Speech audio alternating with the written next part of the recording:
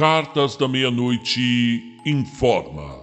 00:02. Estamos atrasados, Ricardo. Me dê a carta de hoje e vejamos. Aqui está.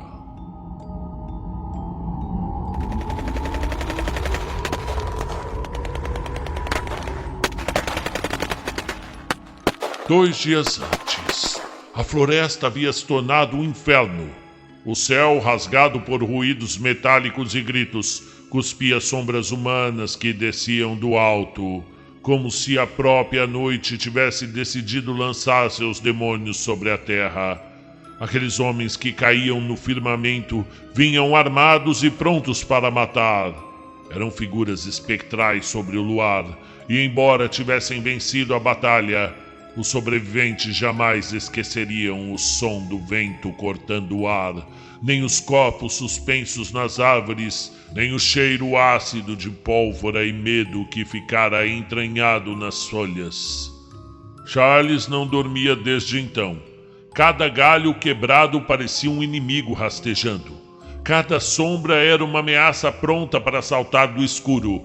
Naquela madrugada, ele era o responsável por vigiar o perímetro ao norte do acampamento. Uma área de mata densa, onde a lua mal conseguia penetrar e o vento gemia entre os troncos como uma alma penada pedindo abrigo.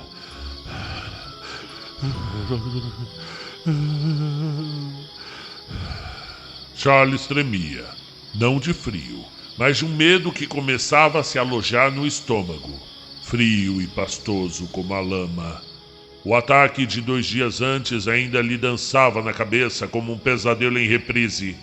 Ele lembrava das silhuetas descendo do céu, das cordas balançando entre as copas, dos gritos abafados, dos copos despencando quando o fogo cruzado os alcançava antes de tocarem o chão. Alguns nunca chegaram a descer. E a floresta, generosa e cruel, os engoliu ferozmente. E agora o vento soprava mais forte, uivando entre os pinheiros e dobrando os galhos. A sentinela caminhava devagar, o fuzil firme contra o peito, os olhos tentando vencer a escuridão. E de repente, algo diferente se moveu entre as sombras. Uma forma pálida, ereta, imóvel. Um homem. Ou o que parecia ser um homem. Charles parou. O coração começou a bater tão alto que ele podia ouvi-lo ecoando dentro do capacete. Tentou enxergar melhor. Havia uma clareira mais adiante. E naquela clareira, sim, uma figura claramente humana, iluminada por um facho ralo de luar que atravessava as copas. Mas o rosto era cinzento, como se tivesse sido pintado com a cor da morte. Charles engoliu seco, deu um passo à frente, e nesse instante, o vulto desapareceu. Sumiu. Simplesmente se escafedeu, como se a floresta o tivesse engolido num só sopro. Charles piscou várias vezes. Olhou para o chão e depois para os lados. Nada. Apenas o vento soprando, impiedoso, e o farfalhar das folhas. Um arrepio lhe subiu pela espinha. E a sensação absurda de que alguém, ou algo, o observava de algum ponto invisível. Ele tentou rir, um riso curto, nervoso, que morreu na garganta. Impressão minha. Foi só impressão minha, pensou.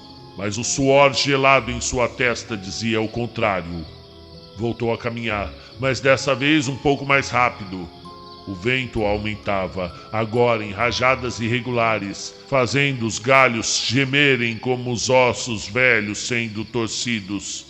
E então de novo, lá estava ele, o mesmo vulto, no mesmo lugar. Mas agora, a lua, que libertava lentamente das nuvens, revelou o rosto por inteiro.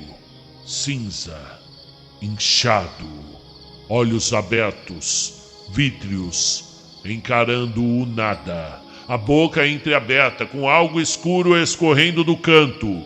Charles deu um passo para trás, o coração martelando. O morto, aquele homem em pé ali no meio da clareira, ele está morto.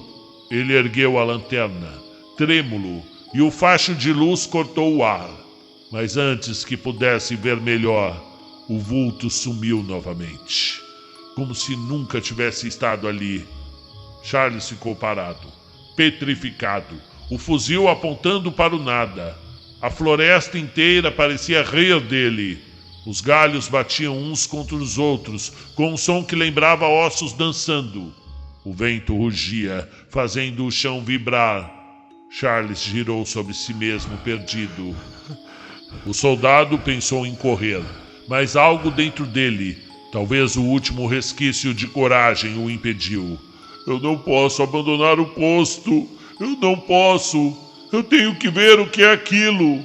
E como se obedecesse a uma voz antiga e insana, começou a andar na direção de onde vira o morto pela segunda vez.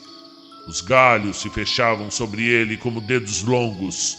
O chão estava úmido, escorregadio, e o ar parecia mais pesado a cada passo. O luar desapareceu de vez e tudo virou sombra. Charles seguiu, tropeçando, até chegar a uma pequena clareira onde o vento batia com a força brutal. O som que veio de cima o fez gelar, um estalo surdo, de cordas tensas, seguido de um rangido, como se algo pendesse e balançasse ao sabor da ventania. Ele ergueu os olhos. Não viu nada de imediato, e depois, por um breve instante, viu o rosto novamente. O mesmo rosto cinzento, pálido, com os olhos mortos, balançando entre as folhas. Só que agora vinha de cima, descia lentamente, suspenso por algo que o puxava. Charles arregalou os olhos, o fôlego preso na garganta.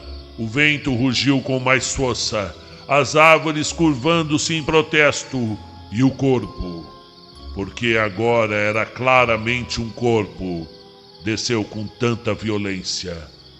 A corda se esticou com tanta força e soltou um estalo quase metálico. Charles tentou dar um passo para trás, e então tudo ficou preto.